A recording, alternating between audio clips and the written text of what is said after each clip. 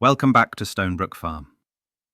If you joined us last time, you'll remember we finally took our first real step towards securing a future here on Courtright line. We ran the numbers, we tightened the books, and we opened the door to a potentially game-changing partnership with the local Soybean Factory. But with opportunity comes responsibility and cost. To supply the factory, we'll need more than soybeans. We're talking additional crop rotations, water delivery, maybe even installing our own tower if we're serious about long-term production. Today, we start peeling back the layers. What does Stonebrook need to grow? What can we actually afford? And how do we balance all of this while still fighting down the debt that's been shadowing us since day one? So, do we push for expansion? Do we take on the challenge of becoming a full supplier? Or do we keep our heads down, build the homestead slowly, and work toward a leaner, debt-free future? I'm putting the question to you this episode. Which path should Stonebrook choose?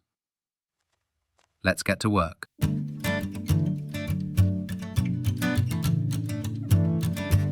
Welcome back to the channel, folks, and to Courtright line. The Soybean Factory doesn't just take soybeans, it needs supporting crops and a reliable supply of water. This could be Stonebrook's first step into a proper production chain. Steady income, stronger identity, and a foothold in the region's economy. But stepping into production isn't free. Infrastructure, storage, water management, crop planning, and time. And as we saw in the last episode, the possibility of sowing soybeans is some time away, so we might have to consider making the jump on this and buy a field with soybeans already in it.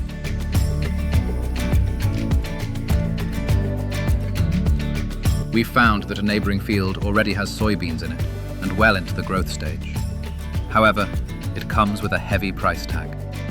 Therefore, we have made the decision to take out an additional loan to purchase this field, with the plan to provide the soybeans as soon as Mark requires them. The maximum loan we can take out is just over 1.4 million, so we will need to take out some further contracts to make up the shortfall and keep afloat in the coffers.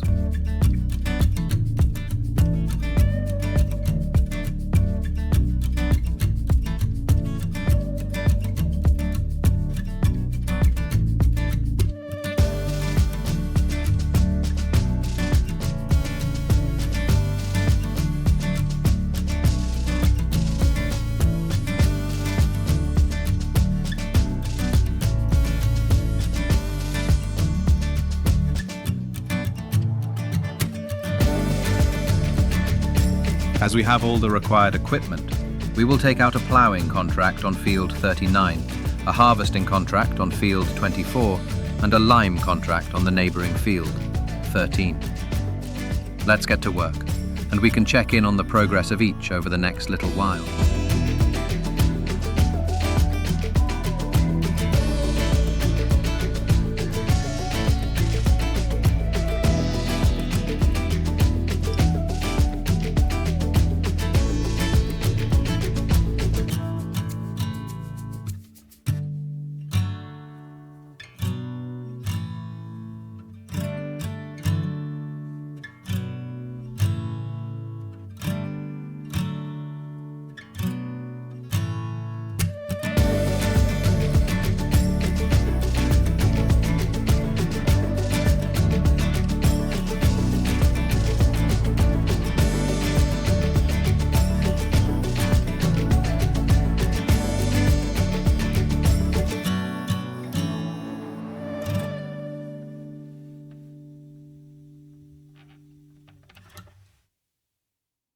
We'll fix the auto-drive route outside the new grass equipment shed, and then send the two large-tracked class tractors down to field 39. We can then start with the lime contract. This shouldn't take too long, and will give us the necessary shortfall to allow us purchase the field.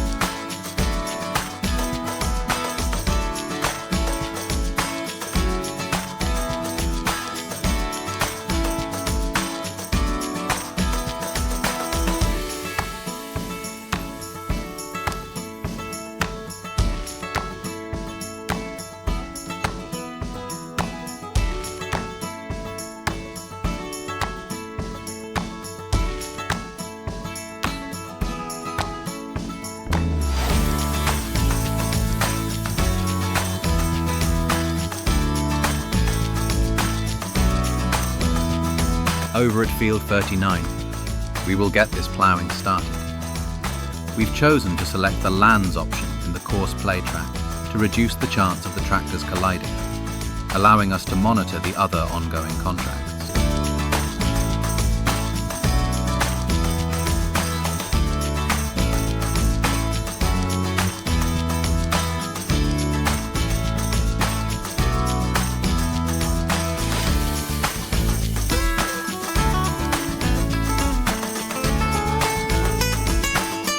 And the final contract to start is the harvesting in field 24, delivering to the Courtright grain mill. Learning from our past experience, we will send 2 harvesters this time to ensure the job is done on time. Uh-oh, that liming doesn't look right in that field. Better take a closer look. That's what the problem is. The course play track is set to 30 meters, when the equipment is only spreading at 18 meters. Let's get it rectified and start again. We have to keep these jobs moving.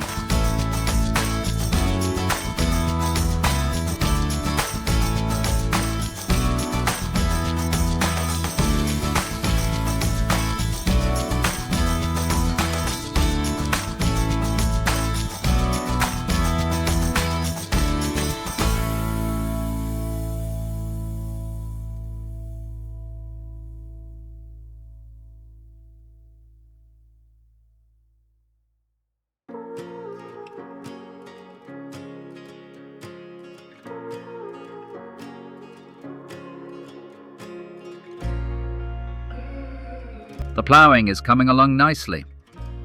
With the first harvester at field 24, we can get it started, as this job will take the longest.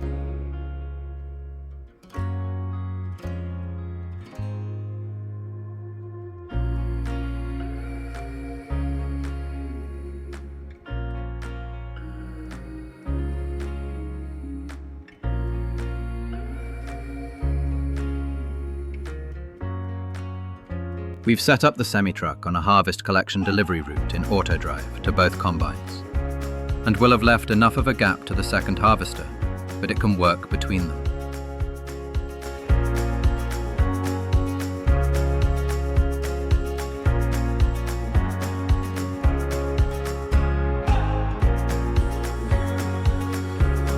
Little bit of a time lapse here for a bit.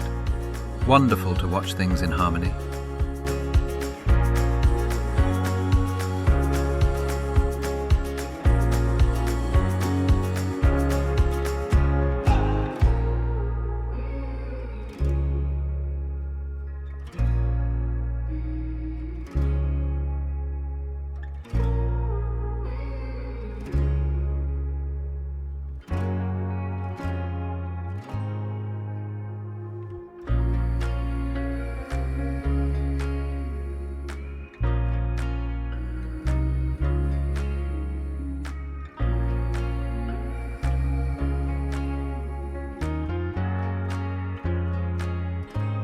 All 3 contracts now coming along nicely.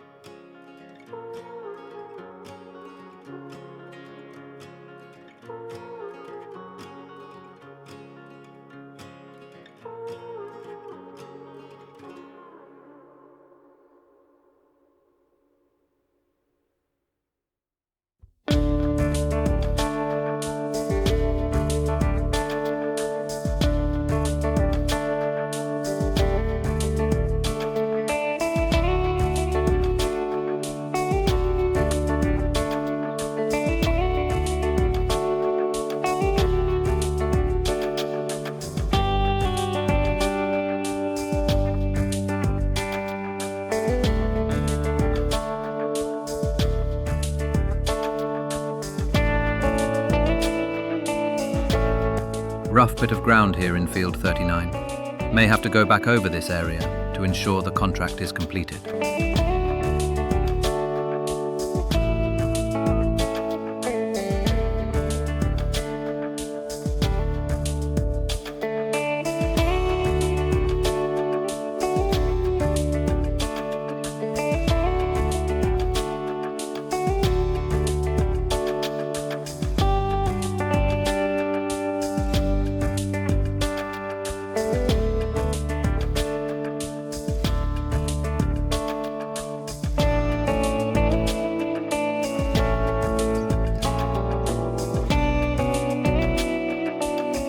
Coming back to field 13 as the tractor is on its final pass.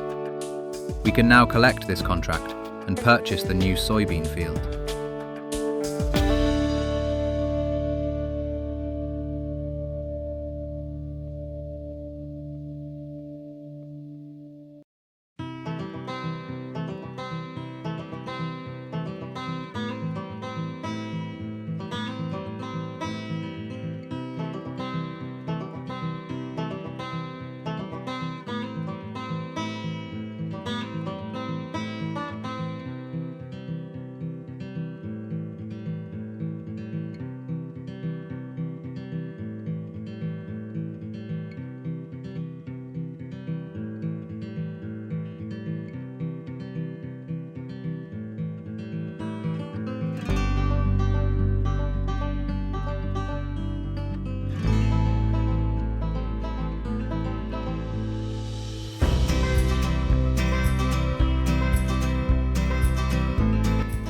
Something we haven't touched on yet is precision farming.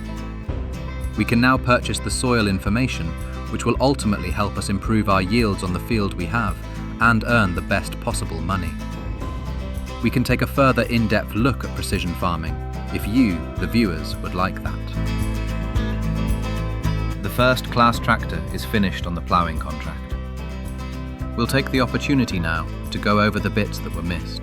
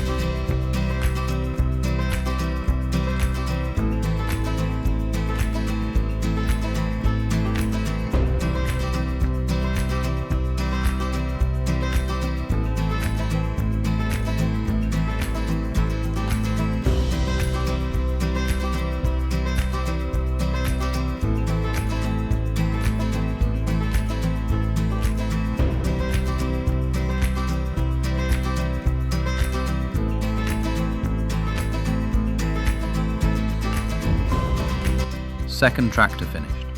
Let's check in again on the harvesting.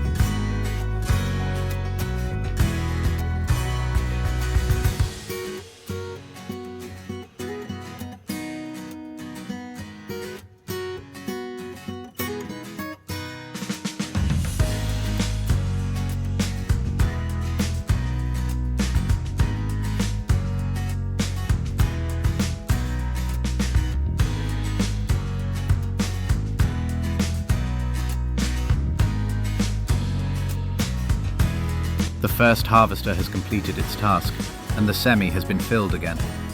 It will make its way to the grain mill and come back to collect what's remaining in the 2 combines. Anything delivered at this stage is additional profit for us.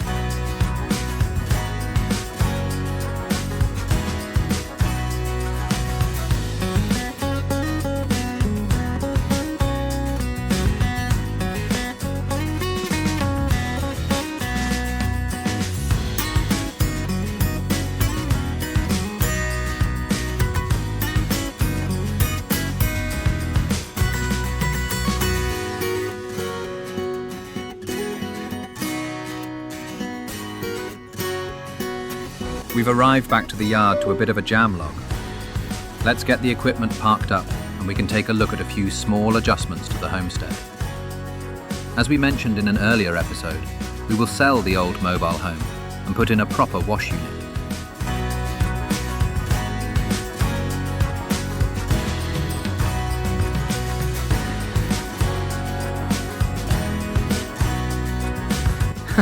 Almost forgot. Need to collect the contracts if we are going to pay for all this.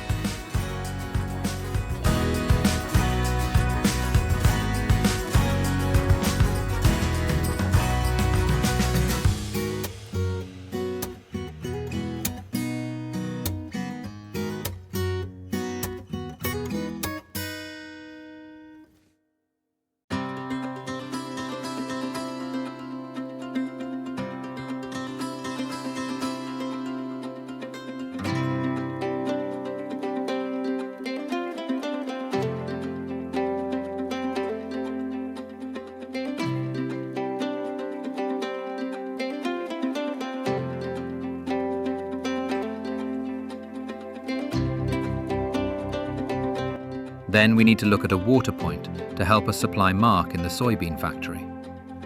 This is a wonderful little mod from Ross & Mods. It's cheap and water provision is free. Always helps.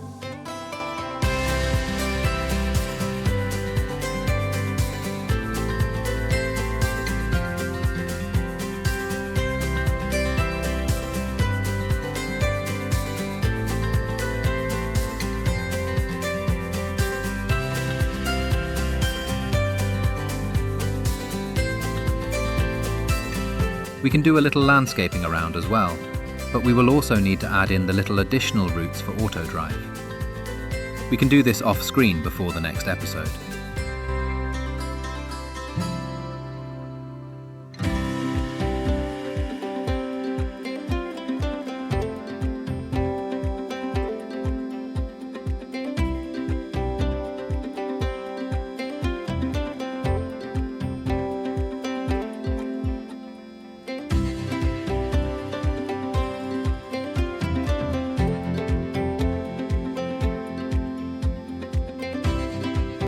Finally, we will need a silo to store the grains we collect, be it for the soybean factory or for us to sell when the price is right.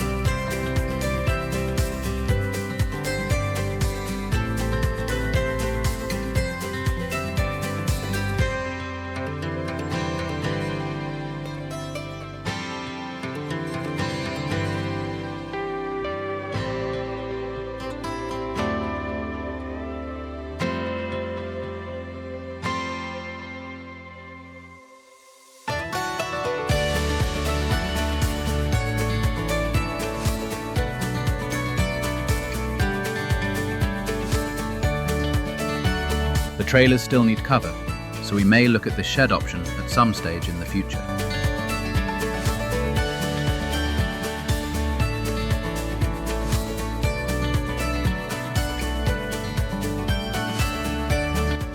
Okay folks, thanks for joining us in this episode. Don't forget to click the like button, subscribe to the channel if you haven't already, and leave a comment if there is anything you'd like to see in this series. Until the next time, Take care.